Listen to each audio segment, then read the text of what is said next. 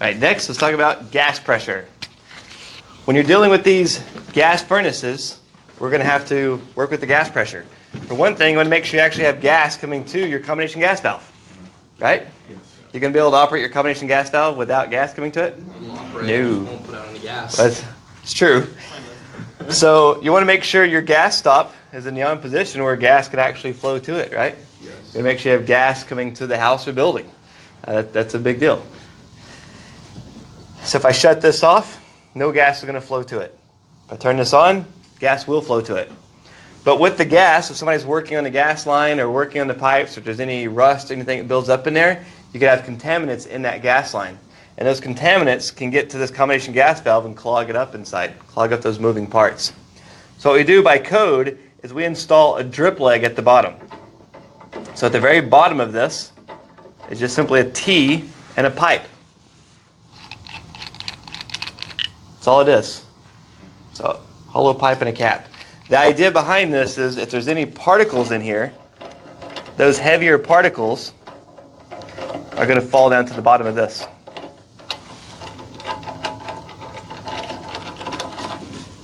So the heavy particles, as they're coming down, they fall down to the bottom and the gas continues to flow this other way. We call this a drip leg or a dirt leg. It collects contaminants. That's all it does. It's very important that it has to go like this. If you put it any other combination, it's not going to work right.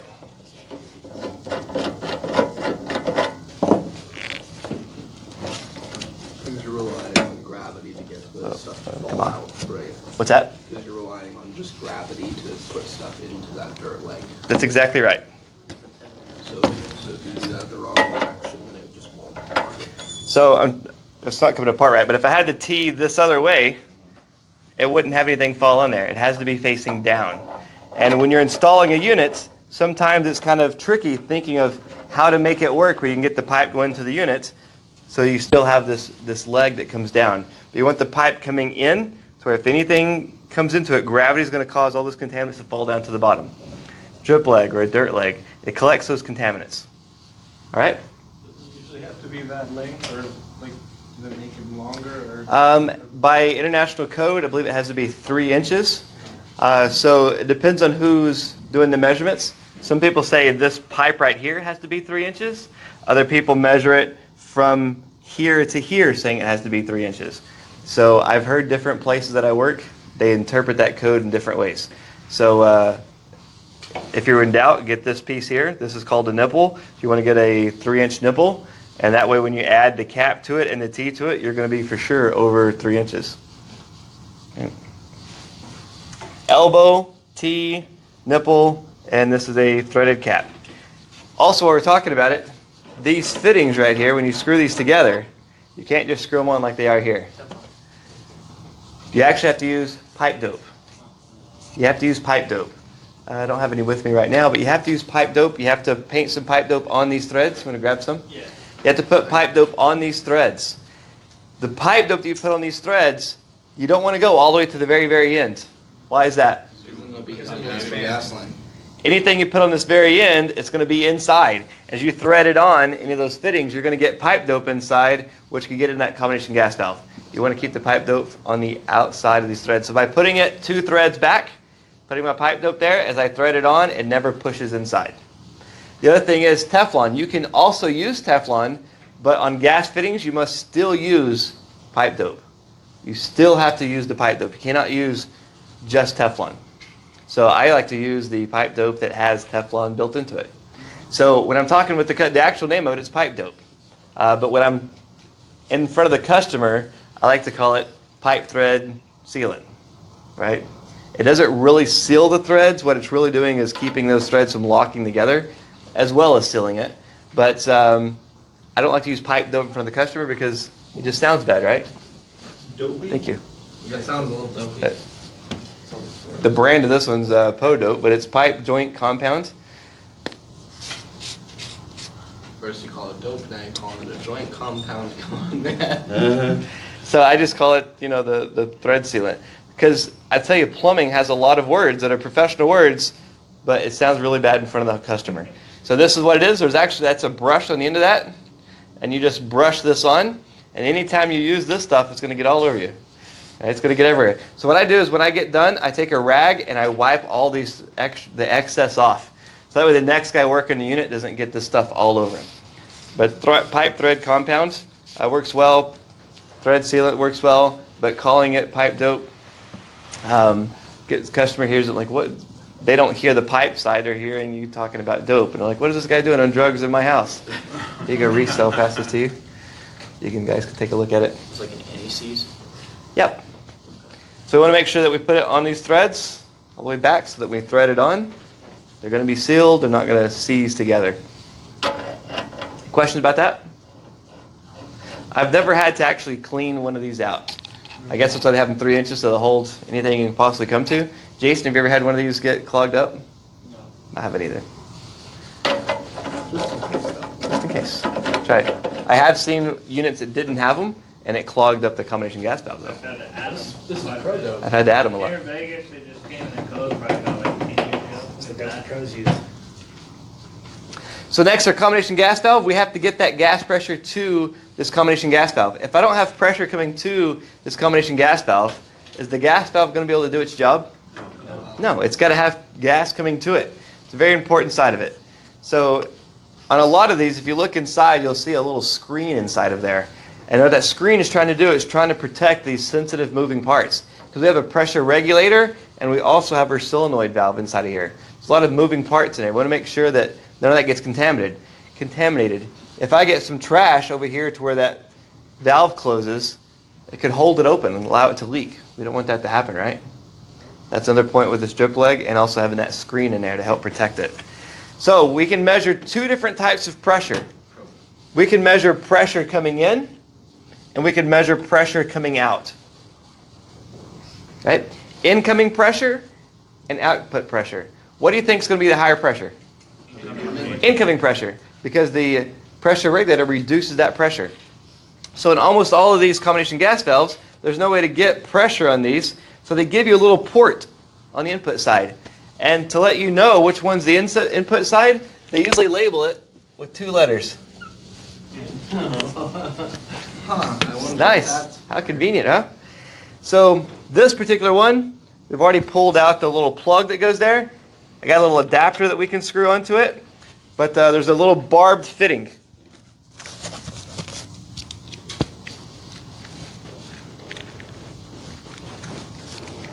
Actually, with this one, I can put the barbed fitting straight into it. So I can screw this little barbed fitting straight into this.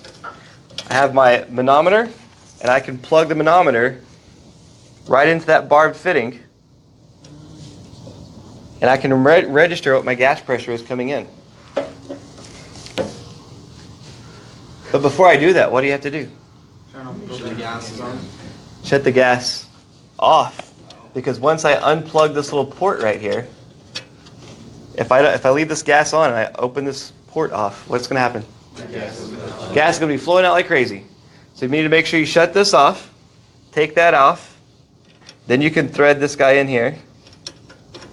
Once you get that threaded in, you can hook up your hose, then you can turn the gas on. Then you can measure what your pressure is coming in. This is really important because I've seen people go to unscrew this with the gas on. I've seen that one helper had tried to do this while the unit was running.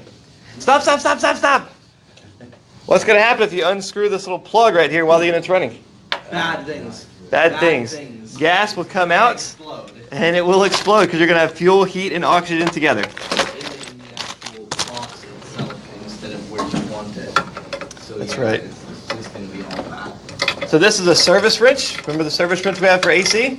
This also pulls this plug out that we need. Has a nice little Allen set on there. I'm going to pull it off of this one. That one's already missing.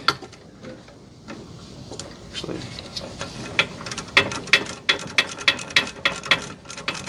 I'll pull it off of this one. So this is the incoming side. Here's our little port right there.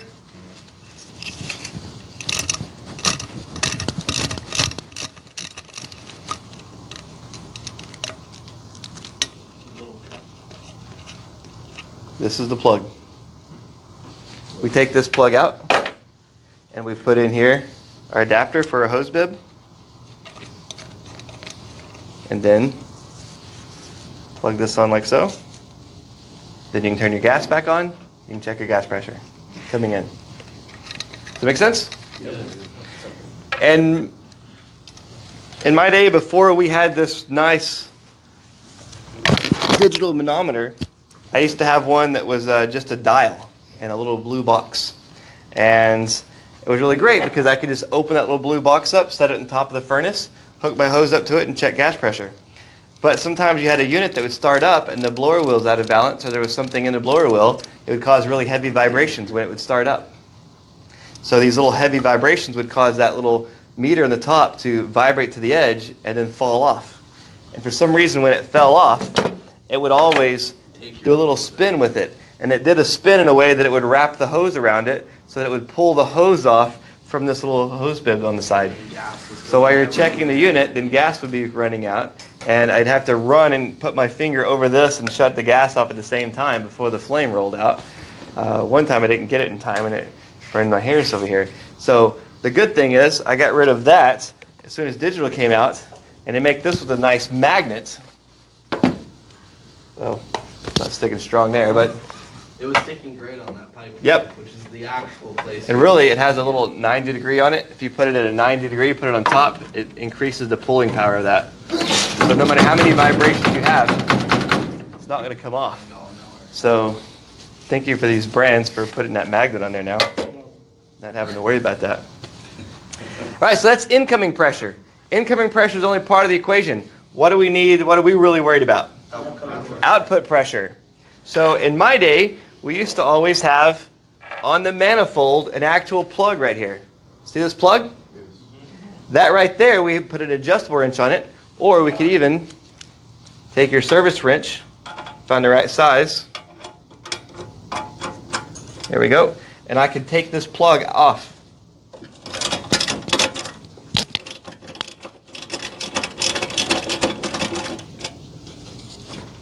This plug comes off. I take my hose bib and I would put this hose bib directly into what component am I putting this into? Manifold. And then if I hook it into the manifold and I hook my gas pressure meter up to it, I can read manifold pressure. Now this is a pressure regulator, so then I could adjust the regulator to have the right amount of manifold gas pressure.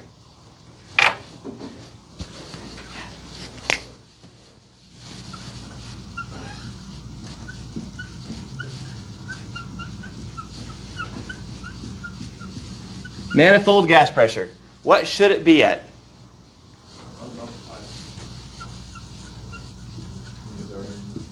I remember we did the simulations, it said 5 and then something else. Manufacturer's recommendation.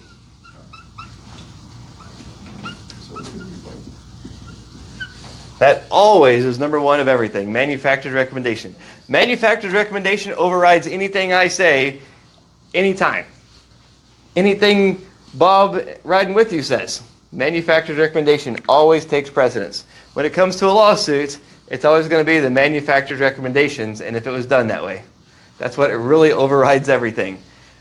But in simplicity, what it usually means, most of the time, most manufacturers usually have a setting of 3.5 inches water column manifold pressure.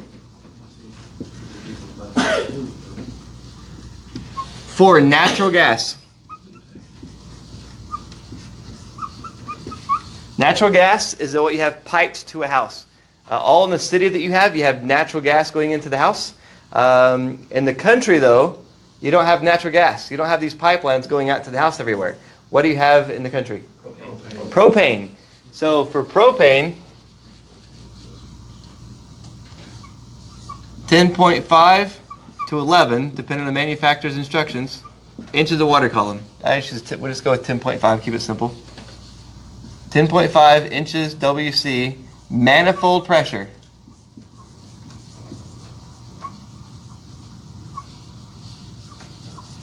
LP, liquid petroleum gas.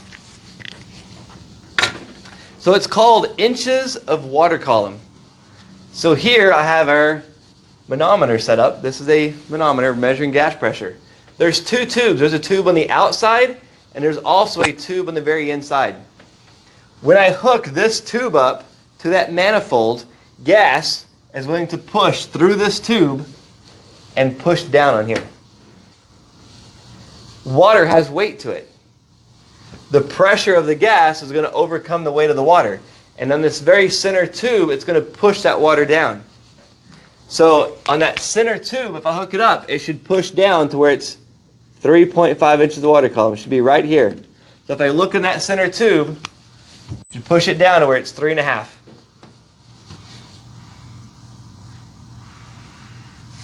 And it's impossible to see it from where you're at, but 3.5 was right here in this water manometer.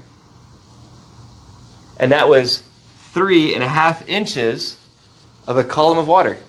So this WC, inches of water column. It actually came from inches of water column. And there are people that actually carry this to do this work with. They actually carry a tube of water and have to keep putting water in it and put the gas pressure on there to get their pressure readings. Why? Because it's measuring inches of a column of water.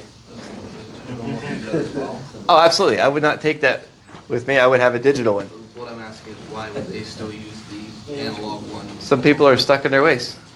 And you're not going to make them change to digital when they've been doing it that way for their whole life. I don't know, it just seems easier to use it. I'm a big fan of digital myself. Before I went to digital, I had dial. And even the favorite dial ones I had was we call it Magna Helix that we would use. Right? And this was nice. And they made these with magnets too. But they also had one, the Yellow Jacket made one with a nice little box that opened up and had the dial in it, and you put all your fittings on the other side. But they weren't, you can't calibrate them. These you could calibrate. Those you could, fill it with water until it showed 0. And these are automatically calibrating. Pretty neat, huh? So this is where water column came from. The good thing is we have the digital that converts it to water column for us. All I do is turn this on. And then I'm going to zero it out. Now it's at 0, 0. As our gas pressure comes through there, it's going to tell me what it is with decimal points. It's going to get me right there close. It'll be right there, perfect. How great is that? Very great. And you don't have to worry about the water falling out of it. The digital stuff stays inside. Yeah, Yeah. they're not going to pour the electrons out, right? I was helping a friend move and said, "Oh, you got to keep the TV upright." I'm like, "Why? We're going to lay it in the back seat." They go, "No, I don't want the LEDs to spill out." And I was thinking, "Who told you that?" I was like, "No, we're laying it down. It's going to mess it up." It was so funny. They were serious. I thought they were joking with me. No, serious. So, where did I put this port? On the manifold, right? It's measuring manifold pressure. That's what it's measuring, manifold pressure. So when I adjust this, I can adjust this to adjust the manifold gas pressure. Right? Sound good, huh?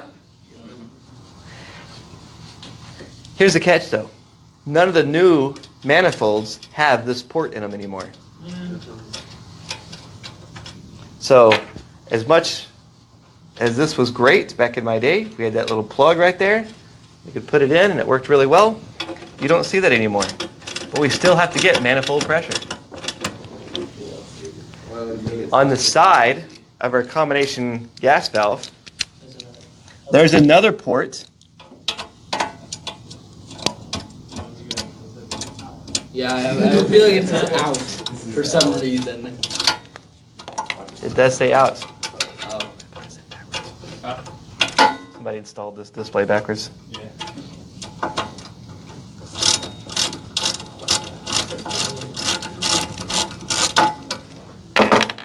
Voila! I put my adapter in here like so.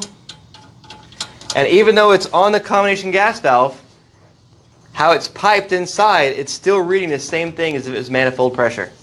So when it's talking about manifold pressure, it's what it wants us to adjust it to on the manifold. Because if I know what the pressure is in this pipe, and I know what size orifice there is in this spud, do I know how much gas is coming out? Yes. Absolutely, I do. I know how much gas is coming out. So that's what the manufacturers have set. With Jason and I, in our day, we had to adjust the air-fuel mixtures on these old burners. We had to add these little sleeves on here where we could control the air, the fuel mixture to make them burn correctly.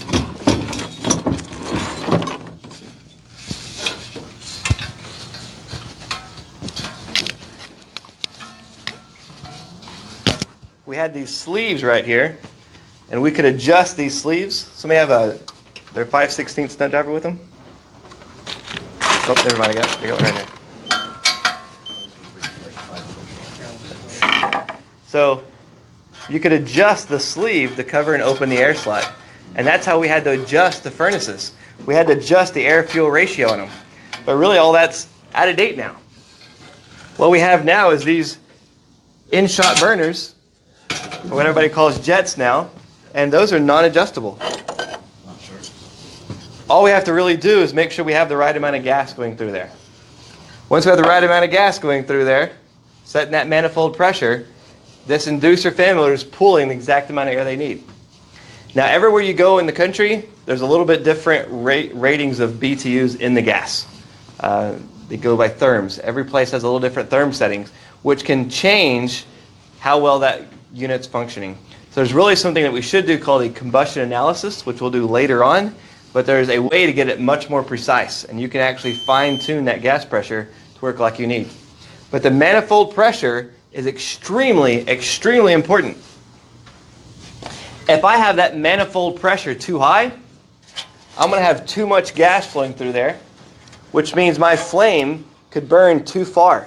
My flame could be burning against the backside of this heat exchanger. This is thin metal. It's not made to have the flame touching it. The flame just brushes against the side. And if I have that flame burning against this back part of this heat exchanger, what's it going to do to this thin metal? It's going to put a hole through it. It's going to put a hole through it. Now if we have a hole in our heat exchanger, then we're going to have carbon monoxide in our customer's house. You don't want to kill your customer. It's hard to collect when you kill your customer. They can't pay you for that. So you want to make sure that gas pressure is right. Now if I have too low of a gas pressure, the flame's burning over here and I got the wrong amount of air-fuel mixture, I'm going to end up with soot. That soot's going to clog up the tubes inside of here. It'll completely clog these up. That soot clogs up the whole heat exchanger, then the flame can't burn through, and the flame can actually roll out of the heat exchangers because this is clogged up with soot. That's one of the big things I see with heat exchangers. One of the first things I want to do when I'm checking a furnace is I want to check this heat exchanger. And one of the things I check for is right in this very first bin to the combustion chamber. Because that's where somebody notoriously, I'm going to make this work better, and they give it more gas, because more is always better, and it burns the fire right on this edge right here, and this will be the first place it burns out. Notoriously. Kind of like the cooling juice people. Yeah. Oh boy. So that's where I'm going to check it, because that's where you'll most likely have a hole, is right there. Overfiring a furnace. And then I also want to get my flashlight and look inside, from here, look inside of here to make sure there's no soot built up. Make sure they didn't have the gas pressure too low. Too high, it's going to burn a hole. Too low, it's going to soot up inside. Either way, bad, bad, bad. Very bad for business. Okay? So another thing people always say is, why are they making these so thin now? Well, they need to make them thin for a few reasons. Number one, and most importantly, heat transfer. In the old days, ones that Jason and I used to work with, they were made heavy, thick steel. It took forever for that flame to heat that metal up enough before it finally let that blower come on. And then after the unit finally shut off, it took a while before that fan put all that heat into the house. And then once it shut, even once the fan shut off, the metal was so hot, sometimes the fan would have to come on twice to cool it back off. The metal was heavy, then having to move it around and ship it and everything else. The thinner metal is good because it transfers heat better. If we install it correctly and adjust it correctly, these things have what they call a lifetime warranty, which is 20 years. They have a 20-year warranty on these heat exchangers. 20 years if you hook it up right. But they're not going to warranty it if the gas has been burning in the end of that tube. They're like, hey, that was the installation service problem right there. We're not going to warranty that. Right? If you buy a new car and you redline it everywhere you go and blow the engine, are they going to warranty that? Nope. They're not. They're going to pull up that computer and say, wow, you've been redlining it. We're not going to warranty that. You run a car without oil in the engine, are they going to warranty that? No. Nope, they're not going to warranty that either. Right? So same thing with the manufacturer. We need to make sure that we have the flame burning right. And one of the easiest ways is if it's natural gas, 3.5, propane, 10.5 to 11. Any questions? Manufacturer's instructions first. If I look on this one, it says regulator, 3.5 inches of water column. Right on that regulator it tells it. If I look on this one, it says regulator, 3.5 inches water column. It tells us right on there what it wants it at. Now if we convert it to propane, we have to change that, and there's a little tag we put on there. This one, 3.5 inches water column. Tells us what we want for natural gas. All right, so as we move on with time in modern stuff, they went away with these bigger plugs. Some manufacturers still use them, but not as many. Now, as I move forward, let me clarify. You have to put this plug back on. Have to put this plug back on. What if I don't put this plug back on? Gas is gonna leak everywhere. It's going to go everywhere. This has happened many times. Jason, you ever seen that happen?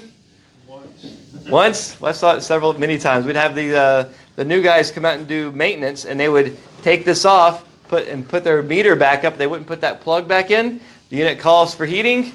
Gas leaks out everywhere. Big flame rolls out. They're having to come back and fix the customers, rebuild their closet, put a new unit in. It's very, very expensive. You always want to put that plug back in. But some of the newer ones are using a different style plug. This one you're going to need an Allen wrench. It's a very, very, very small plug that goes in one of these little risers. Here where it says out P, that's output. And this one doesn't say input, but that's going to be the input side. And a great thing about it is they put this one usually where it's in the back side. It's really hard to get to and hard to see. When you go to the lab, you're going to get to see it. But right there, we're going to put an Allen wrench and pull this it's like almost like a screw, but it's a plug. And then this has a casting on it that comes out so high. You have to put a little adapter so your hose goes on the outside of that. This hose is a little thicker hose, and it will just barely go around the outside. And it's not easy to get it on there. Getting it over that cast point right there, and that's how we get the new ones. My personal opinion is I don't like that. I like the ones that had the plug where I could put my adapter in there and put the barb in there, and I know I got a good solid fitting. But they didn't ask me when they started making them this way, and they didn't ask you either. They make them this way. You have to figure out how to get it to happen. So you put your manometer over that piece right there. Then when the gas comes on, gas flows through that. Same rule will apply. You have to put that plug back in. So far, so good? All right. Now let's talk about to adjust the gas pressure. Oops. Somebody have a screwdriver with them? Flathead. Regular. Can you adjust and check air pressure at the same exact time? Air pressure? No, you have to. Or the gas pressure? Oh, okay. Pressure. Good hit, That's man. it. So I have my port set up here. Everything's set up like we need.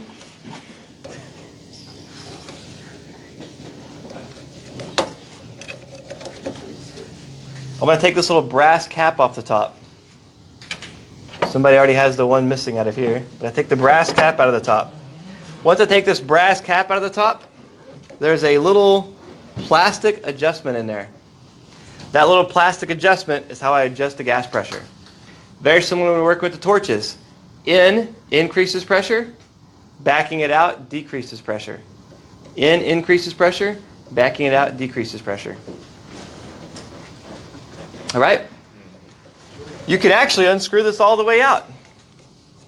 You wouldn't want to while you're working in the furnace because gas is going to come out. You just wouldn't want to in general. What would be the purpose? That's a great question. What would be the purpose of unscrewing this entirely all the way out? Other than replacing it, yeah. Well, if I'm converting it from natural gas to propane, we actually do just that. We take this screw completely out, and there's a spring inside of there. And it's not coming out. There's a spring inside of there, and we actually have to change out the spring behind this piece. Oh, so you don't change the whole valve, you just change parts of the valve. That's right. We change out the spring, and then we reset the adjustments, and we also change out these spuds because they have different size orifice holes drilled in them. That's the biggest part of what we do when we convert it from natural gas to propane. But you must follow the manufacturer's instructions. If you have a conversion kit, all of them are manufactured for natural gas, and you have to convert it to LP. Many states, you have to have a special license to convert it to LP. In Texas, it's the Texas Railroad Commission. I have their license, and I have to use their license to convert it to LP. I have to change out the spring, change out the spuds, and sometimes there's other special stuff. Like one kit I had, it said in the burner, or in-shot burner, there was a little hole drilled at the top, a little indent, and I had to actually put a screw in there. And it wanted a screw sitting inside of there. Why? I don't know. It wanted a screw put in there. So guess what? I put the screw in there, right? I think it has to do with the air and the fuel and how it mixes, but that's speculation. It doesn't matter. The manufacturer says to do it some way. You do it how they say. It's really great because they come with instructions. All this stuff comes with instructions, and you follow the instructions, and it's amazing how well it works. Did I guys tell you about the commercial refrigeration guy that he was paid big bucks, so he does is travel around the country fixing problems that nobody else can solve? New equipment. Okay, so all he does is he just flies around the country. He doesn't take any tools with him. He just flies around the country. And all he does, he told me a secret, that all he does is he makes the install crew change it to install it exactly like the instructions say. There was one unit they went to, and they had 45-degree fittings everywhere. And the instructions, it said you had to use 90-degree fittings. He said, oh, you got to get rid of these 45s. Like, why? It looks nice. He goes, manual says 45s. Well, it's the same thing. Or manual says 90s. He goes, well, it's the same thing. These 45s are the same thing. He goes, well, if you don't want me to, I'll get paid the same, so I'm going to leave right now. And so, okay, fine, we'll do it. They put in all the other ones 90s. Everything worked like it was supposed to. You don't have to understand why the manufacturers designed this stuff, but if you do it like they say, then it's on the manufacturer if it doesn't work. Don't question it, just do it. Exactly right. So we have a little spring in there we change out when we're converting it, but you need to make sure, I don't know what the Nevada license is, but every state's a little different. You need to make sure you have the correct certification to convert them over, and then you must follow those instructions precisely. But this is how we adjust the pressure. We simply have a little cap on the top, and I screw it in to increase pressure, and I back it out to decrease pressure. And I'm adjusting the manifold gas pressure, right? Every unit I go to, every maintenance call I go to, I check the gas pressure. Actually, I do a combustion analysis now, but you want to check the gas pressure in every single one you do. So far, so good? Also, while I'm doing that, I have this is a digital manometer. I also have another tool that I keep out.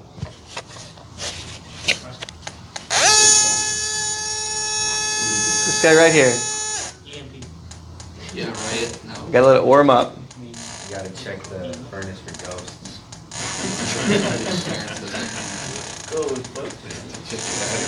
That looks like a problem. Get warmed up a little bit. Okay, now it's making that tapping noise. The whole time I'm working, I keep this out. If there's a gas leak, this smells for combustible gas. It smells for methane. The other thing I do is before I leave, I take this and very slowly go over all of the gas fittings. Everywhere there's a connection, there's that magnet. Everywhere there's that connection, I want to check it. All the way to the gas flex, all the way to the wall, everywhere I want to use this. It smells for natural gas. It smells for methane. I think it also does propane as well. That's useful. It is very useful. Why do I want to use this? To not blow up. To not blow up for me, and also when I leave so the customer doesn't blow up. Because now that I'm taking doors and stuff off, what may not have been a leak before caused just enough vibration to have a leak. So I want to make sure it's not leaking. This is what I use. It's a simple little tool that makes sure there's no gas leaks. And look, even though there's no pipe dope, these are not leaking. Oh, I wonder why. Today's National Joke Day, by the way, so I'm allowed to do this today. You act like you wouldn't every other day. I was preparing for it. I'll start preparing tomorrow for the next year. So this is what I use. Now, a lot of people, if I'm picking up something, then I'm going to use some, it's like soap bubbles. It's a spray, a gas leak detector we put on, and it's very thick, and it will bubble up where there's bubbles. A lot of people say if you're installing gas lines, bubble up every fitting. But if I'm going to a customer's house for a service call or a maintenance check, I'm not going to bubble up and put soap on all these fittings and have to clean up all that mess everywhere. I'm going to use this, and it's going to smell for gas leaks.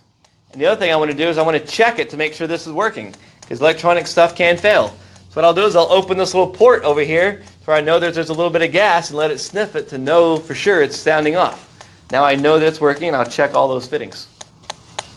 Make sense? This is a combustible gas leak detector.